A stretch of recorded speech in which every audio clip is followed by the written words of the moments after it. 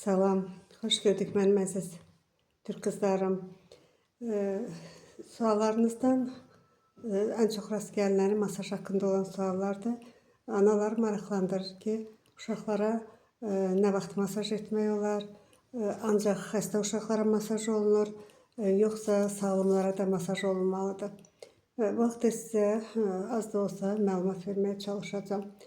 Demək, istənilən halda yenə də həkiminizlə məsləhətləşməlisiniz. Masaj fizioterapiya üsullarından çox əhəmiyyətli, dəyərli üsullardan biridir. Yəni fizioterapevtik müalicə üsullarından biridir.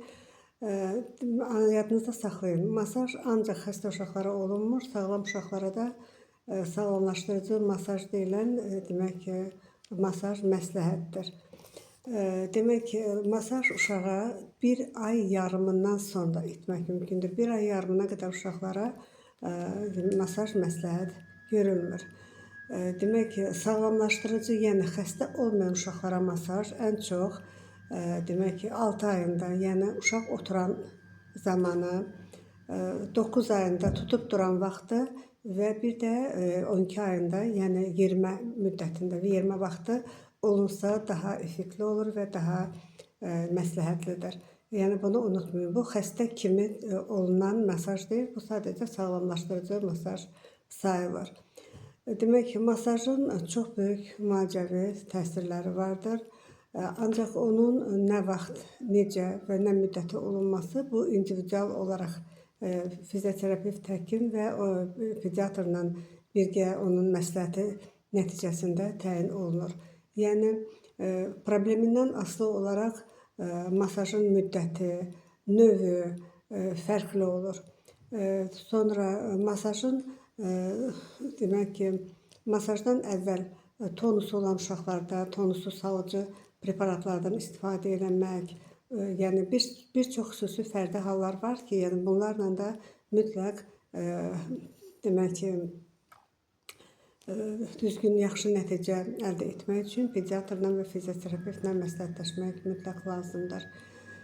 Masajı 1-2 yaşına qədər uşaqlara yuxudan öncə etdikdə daha yaxşı effekt olur.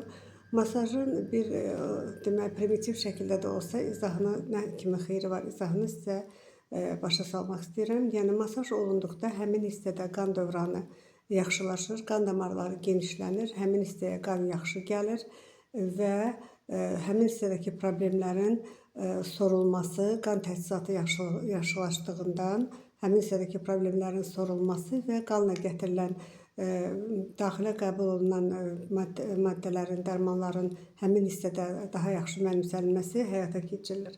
Masaj həm də qanı həmin masaj olunan hissəyə qovmaqla autogematerapiya təsiri də göstərir.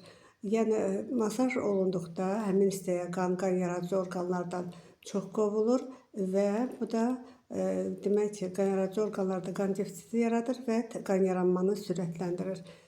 Təzə qan yaranır. Təzə qan yaranma isə təzə immunitet deməkdir və insanın, uşağın, böyüyün daha da sağlamlaşması deməkdir. Yenə də vurğulayıram, yəni masajın hansı növündən istifadə, necə istifadə, bunlar hamısı fərdidir və mütləq məsləhətli şəkildə olmalıdır. Sağ olun diqqətinizə görə, dediklərimi unutmayın.